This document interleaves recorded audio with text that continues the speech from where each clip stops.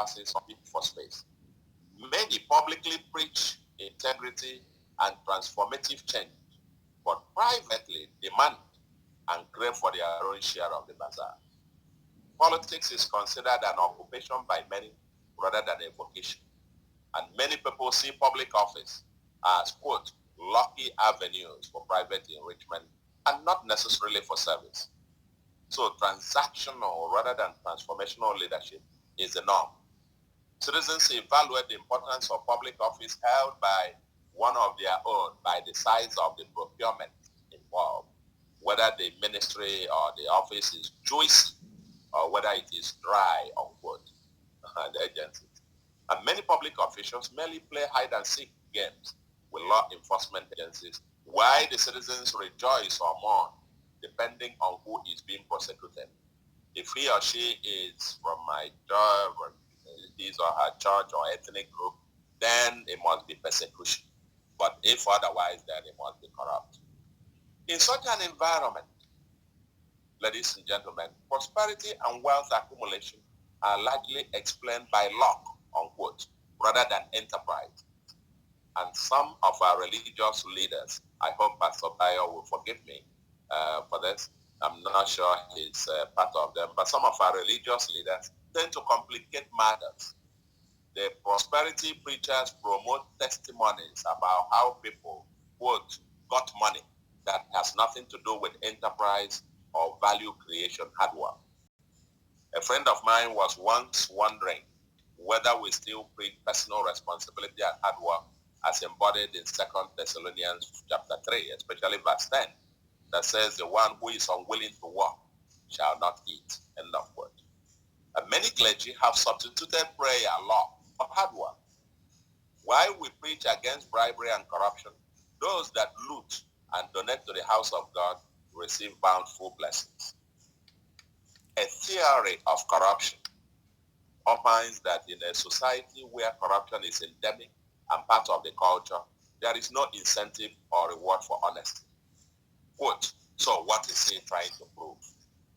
End of quote. Is usually the response to anyone trying to be different, and the price can be stiff, including social ostracism. A principle-centered leadership who wishes to uproot the existing social order must be prepared to pay the price.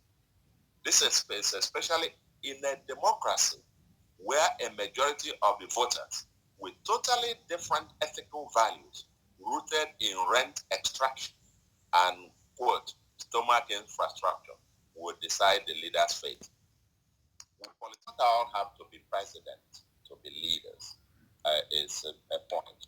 And I also said that for the individual, still on the individual duty, I make the point that it's very important that each individual takes more than a passing interest in politics and governance. Not everyone should be partisan or contest elections, but no one can afford indifference. As Bill Maher once said, quote, freedom isn't free. It shouldn't be a bragging point that, oh, I don't get involved in politics, as if that makes you somehow clearer. No, that makes you derelict of duty in a republic. Liars and panderers in government would have a much harder time of it if so many people didn't insist on their right to remain ignorant or blindly. In a society such as ours, my submission is that indifference is a sin. And our second point is the second how. It's what I call the organization is power.